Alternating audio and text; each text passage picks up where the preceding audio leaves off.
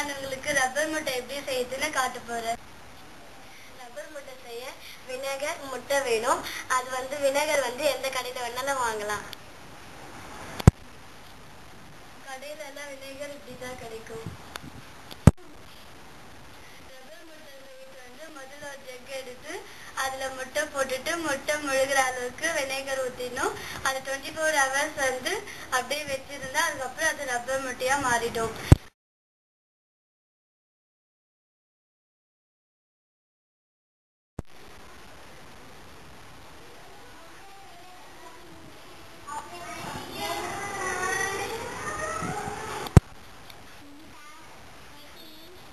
Twenty 24 ஹவர்ஸ்க்கு அப்புறம்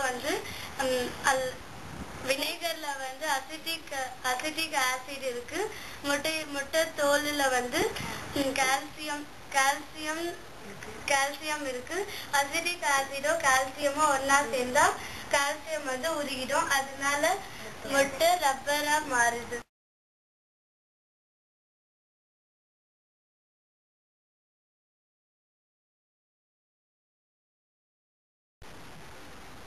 இதுதான் ரப்பர் முட்டை. ரொம்ப அம்சாது. Right right right.